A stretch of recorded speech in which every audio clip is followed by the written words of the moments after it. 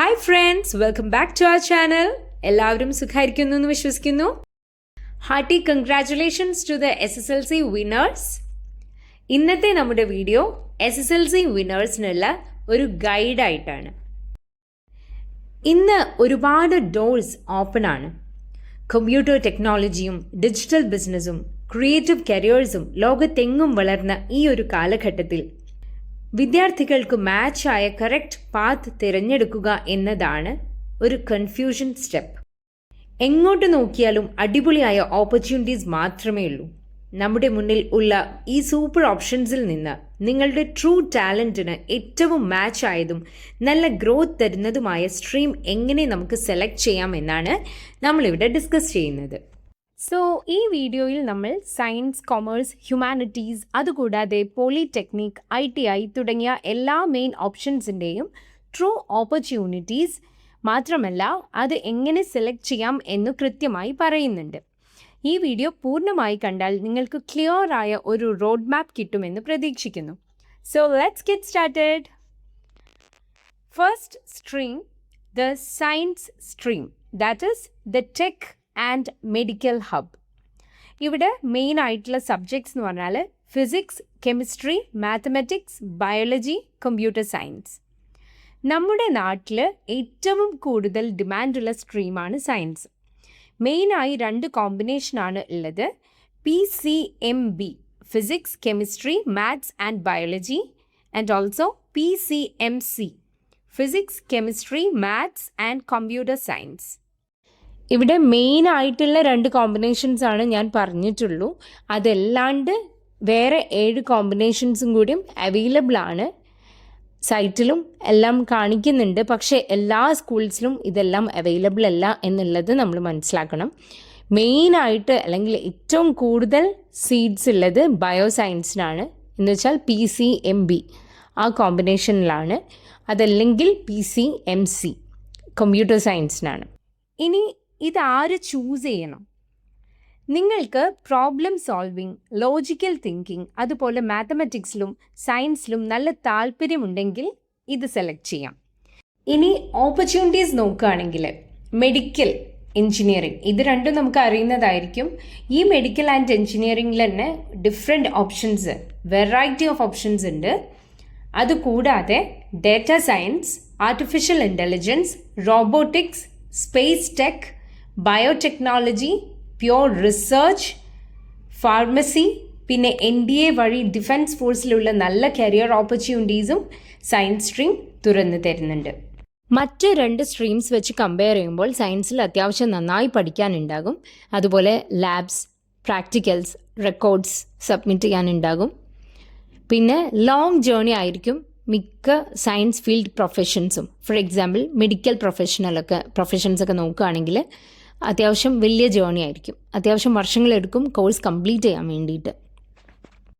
എന്നാൽ bio science എടുത്താലുള്ള ഒരു വലിയ മെറിറ്റാണ്, നമുക്ക് +2 കഴിഞ്ഞതിന് ശേഷം ഒരു റിയലൈസേഷൻ വരികയാണ്.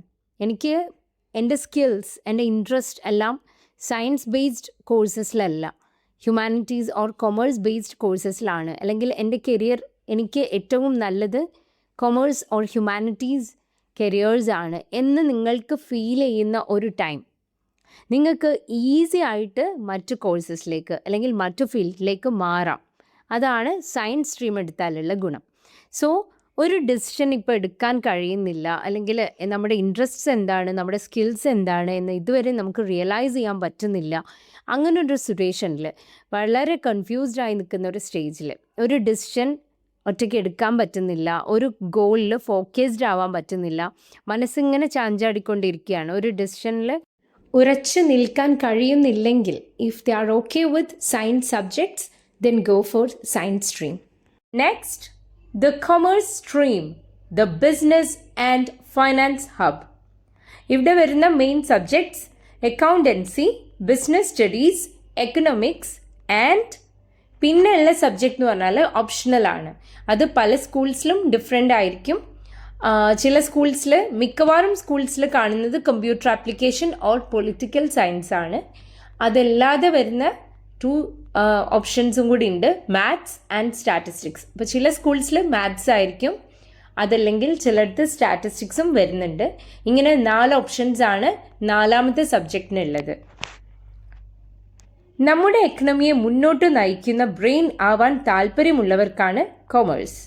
മണി ലോകം കൺട്രോൾ ചെയ്യുന്നു ആൻഡ് കൊമേഴ്സ് ടീച്ചേഴ്സ് മണി. ഫ്യൂച്ചറിൽ AI വളർന്നാലും ഫൈനാൻഷ്യൽ എക്സ്പേർട്സിന് ഡിമാൻഡ് കുറയില്ല. Business, money management, numbers, market trends ഇതിലാണ് താല്പര്യമെങ്കിൽ ബ്ലൈൻഡായി ഇത് ചൂസ് ചെയ്യാം. ഇനി ഓപ്പർച്യൂണിറ്റീസ് നോക്കാം. ഏറ്റവും ഹൈ പേയിങ് കരിയർ ഓപ്ഷൻസ് ഉള്ള ഒരു സ്ട്രീമാണിത്. ഹൈ ഡിമാൻഡുള്ള CA, chartered accountant, CMA, ACCA തുടങ്ങിയ പ്രൊഫഷണൽ കോഴ്സസ് ചെയ്യാനും കൊമേഴ്സ് എടുത്താൽ സാധിക്കും. അതുപോലെ ബാങ്കിങ് പ്രൊഫഷൻസ്, അതുകൂടാതെ investment banking, corporate law, digital marketing, fintech എന്ന് വെച്ചാൽ ഫൈനാൻഷ്യൽ ടെക്നോളജി. പിന്നെ സ്വന്തമായി ഓൺട്രപ്രണർഷിപ്പിലേക്ക് ഇറങ്ങാനും കൊമേഴ്സ് നല്ലൊരു ഫൗണ്ടേഷനാണ്. എസ്പെഷ്യലി ബിസിനസ് മൈൻഡ് സെറ്റ് ഉള്ളവർക്ക് commerce is extremely powerful. Next one, the humanities stream, the creative and administrative hub. ഹ്യൂമാനിറ്റീസിൽ widest variety of course combinations ഉണ്ട്. History, politics and economics. ഇതിൻ്റെ കൂടെ sociology, geography, statistics, Gandhian studies, philosophy, computer application തുടങ്ങിയ ഒരുപാട് options available ആണ്. പലരും ചിന്തിക്കുന്നത് mark കുറഞ്ഞവർക്കുള്ള സ്ട്രീമാണ് humanities എന്നാണ്. എന്നാൽ അത് അബ്സല്യൂട്ട്ലി ഒരു മിത്താണ്. സൊസൈറ്റിയെക്കുറിച്ചും ഹ്യൂമൻ ബിഹേവിയറിനെ കുറിച്ചും ക്രിട്ടിക്കൽ തിങ്കിങ്ങിനെ കുറിച്ചും പഠിക്കാൻ താല്പര്യമുള്ളവർക്കുള്ള എലീറ്റ് സ്ട്രീമാണ് ഇത്. കമ്മ്യൂണിക്കേഷൻ സ്കില്ലുള്ളവർക്ക് humanities can become a gold mine. അതുപോലെ തന്നെ social work related NGOs, community development, social service jobs, then film making, ഇങ്ങനെയുള്ള കരിയറിലേക്കൊക്കെ പോകാൻ നിങ്ങൾക്ക് ഹ്യൂമാനിറ്റീസ് മാത്രം മതി. മനസ്സിലാക്കുക, humanities means the study of human life. ഈ 3 സ്ട്രീംസാണ് +2ലുള്ളത്, +1 +2ൽ. പിന്നെ നമുക്ക് 6 സബ്ജക്ട്സ് ആയിരിക്കും ഉണ്ടാവുക. 4 സബ്ജക്ട്സ് നമ്മളിപ്പോൾ മെയിൻ ആയിട്ടുള്ള 4 സബ്ജക്ട്സ് ആണ് നമ്മൾ ഈ 3 സ്ട്രീംസിലെയും പറഞ്ഞത്. പിന്നെ എല്ലാവർക്കും കോമൺ ആയിട്ട് ഇംഗ്ലീഷ് ഉണ്ടാവും. പിന്നെ ഒരു ഓപ്ഷണൽ സെക്കൻഡ് ലാംഗ്വേജ് നമുക്ക് ഓപ്ഷൻസ് ഉണ്ടാവും. ആ ഓപ്ഷൻസിന് ഏതെങ്കിലും ഒന്ന് നമുക്ക് സെലക്ട് ചെയ്യാം ലാംഗ്വേജ്. ഇനി SSLCക്ക് ശേഷം നേരിട്ട് ഒരു പ്രൊഫഷണൽ സ്കിൽ പഠിച്ച് പെട്ടെന്നൊരു ജോബ് നേടാൻ താല്പര്യമുള്ളവർക്ക് 2 സൂപ്പർ ഓപ്ഷൻസ് ഉണ്ട്. Polytechnic and ITI. ആദ്യം നമുക്ക് പോളിടെക്നിക് നോക്കാം. പോളിടെക്നിക് എന്ന് പറയുന്നത് 10th കഴിഞ്ഞാൽ പഠിക്കാവുന്ന ഡിപ്ലോമ കോഴ്സാണ്. ഇത് 3 വർഷത്തെ ടെക്നിക്കൽ എഡ്യൂക്കേഷനാണ്. എൻജിനീയറിംഗ് പോലുള്ള സബ്ജക്ട്സ് നമുക്ക് ഏർലി സ്റ്റേജിൽ പഠിക്കാൻ കഴിയും. സിമ്പിളായി പറഞ്ഞാൽ എൻജിനീയറിംഗ് ഡിഗ്രിയുടെ ബേസിക്സ് നേരത്തെ പഠിക്കുന്ന കോഴ്സാണ് polytechnic. Who should choose polytechnic? ഇതാരാണ് എടുക്കേണ്ടത്? പ്രാക്ടിക്കൽ ലേണിംഗ് ഇഷ്ടമുള്ളവർ, മാത്സ് ഇൻട്രസ്റ്റ് ഉള്ളവർ, പെട്ടെന്ന് ജോബ് സ്കിൽ വേണമെന്നുള്ളവർ, പിന്നീട് എൻജിനീയറിംഗ് കണ്ടിന്യൂ ചെയ്യാൻ ആഗ്രഹിക്കുന്നവർ. ഡിപ്ലോമ കഴിഞ്ഞാൽ ഉടൻ തന്നെ ജൂനിയർ എഞ്ചിനീയർ പോസ്റ്റിൽ സെൻട്രൽ ഓർ സ്റ്റേറ്റ് ഗവൺമെൻറ്റിലും പ്രൈവറ്റ് കോർപ്പറേറ്റ് സെക്ടേഴ്സിലും ജോബ് ലഭിക്കും. ഇനി ഹയർ സ്റ്റഡീസ് വേണമെങ്കിൽ ലാറ്ററൽ എൻട്രി എക്സാം എഴുതിയിട്ട് ഡയറക്റ്റായി എഞ്ചിനീയറിംഗ് ഡിഗ്രിയുടെ സെക്കൻഡ് ഇയറിലേക്ക് അഡ്മിഷൻ നേടാം. Next, ITI, industrial training institutes. ITI എന്നത് ഡിഗ്രി അല്ല, ഇതൊരു സ്കിൽ ബേസ്ഡ് ട്രെയിനിങ് പ്രോഗ്രാമാണ്. 10th കഴിഞ്ഞാൽ ഡയറക്റ്റായിട്ട് പ്രാക്ടിക്കൽ സ്കിൽസ് പഠിപ്പിക്കുന്ന കോഴ്സാണ് ITI. പോപ്പുലർ ആയിട്ടുള്ള ITI കോഴ്സസ് എന്നാൽ electrician, fitter, welder, plumber, AC technician, mechanic ഇതൊക്കെയാണ്. സിമ്പിളായി ITIനെ നമുക്ക് പറയാം ജോലി ചെയ്യാൻ നേരിട്ട് പഠിപ്പിക്കുന്ന ട്രെയിനിങ്. ബുക്സ് കൂടുതലല്ല, വർക്ക് കൂടുതലാണ്. പെട്ടെന്ന് ജോബ് വേണ്ടവർ, പ്രാക്ടിക്കൽ വർക്ക് ഇഷ്ടമുള്ളവർ, സ്കൂൾ സ്റ്റഡി പ്രഷർ ഇഷ്ടമില്ലാത്തവർ, ഹാൻഡ്സ് ഓൺ സ്കിൽസ് ബിൽഡ് ചെയ്യാൻ ആഗ്രഹിക്കുന്നവർ, ഇവർക്കൊക്കെ ITI തിരഞ്ഞെടുക്കാം.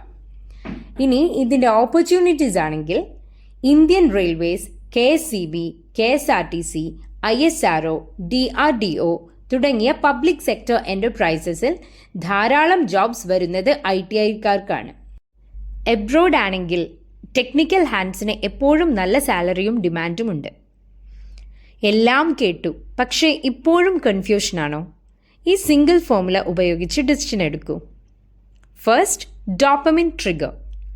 നിങ്ങൾക്ക് പഠിക്കാനിരിക്കുമ്പോൾ ഏറ്റവും കൂടുതൽ ഇൻട്രസ്റ്റ് തോന്നുന്ന സബ്ജക്റ്റ് ഏതാണ്? അത് ചൂസ് ചെയ്യുക. Second, research the market.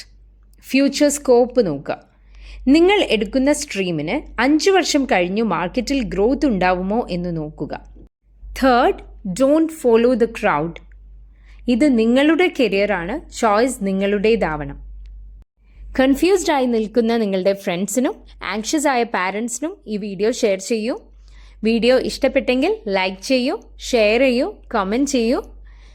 നമ്മുടെ ചാനൽ ആദ്യമായിട്ടാണ് കാണുന്നതെങ്കിൽ പ്ലീസ് സബ്സ്ക്രൈബ് ആൻഡ് സപ്പോർട്ട്.